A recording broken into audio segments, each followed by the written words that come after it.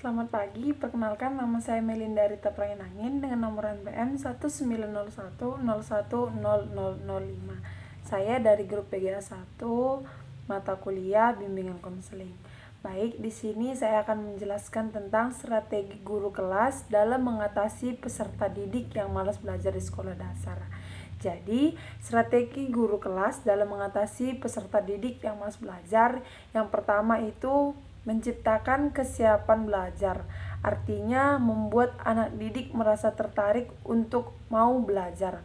Contohnya, kita ajak mereka untuk mempersiapkan peralatan belajar seperti buku, pulpen atau pensil dan penghapus. Yang kedua, memberikan motivasi. Artinya di sini menghargai apa yang dilakukan peserta didik ketika proses belajar mengajar berlangsung. Contohnya, kita memuji tulisan mereka, kita memuji tulisannya rapi, kita memuji bahwa dia berbicaranya bagus. Yang ketiga itu ada mengurangi marah yang berlebihan. Artinya ketika anak didik melakukan kesalahan, kita sebagai guru nggak boleh langsung berkata kasar atau berteriak, marah, apalagi sampai mengucapkan kata-kata kasar, karena itu dapat menyebabkan hati anak tadi sakit dan jadi tidak mau belajar. Yang keempat, menciptakan keharmonisan. Menciptakan keharmonisan artinya kita belajar sambil bercanda.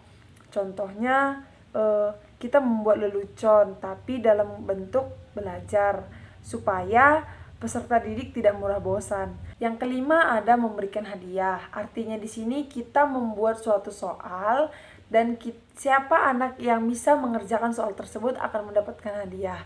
Dengan cara ini, anak akan berlomba-lomba untuk mengerjakan tugas yang kita berikan untuk mendapatkan hadiah. Soal yang kedua itu ada faktor-faktor yang mempengaruhi peserta didik malas belajar.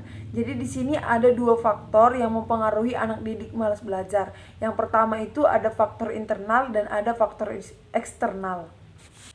Faktor internal itu artinya dari dalam diri sendiri, dari dalam diri siswa sendiri. Contohnya peserta didik kekurangan gizi. Yang kedua kekurangan motivasi.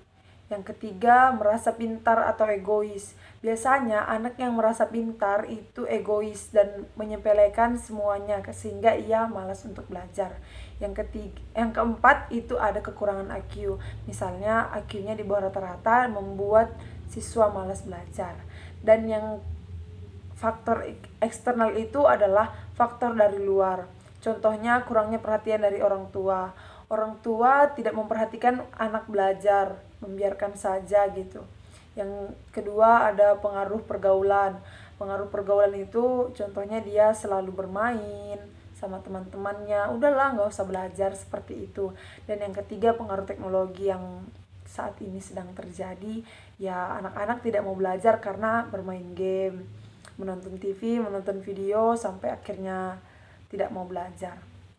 Soal yang ketiga itu pentingnya komunikasi efektif dalam pembelajaran. Komunikasi merupakan hal yang penting dalam kegiatan pembelajaran. Guru harus dapat memahami karakter dan kebutuhan peserta didik agar apa yang disampaikan guru dapat dimengerti oleh peserta didik. Jika komunikasi berjalan efektif, maka tujuan pembelajaran di kelas pun tercapai. Sekian dari saya, terima kasih.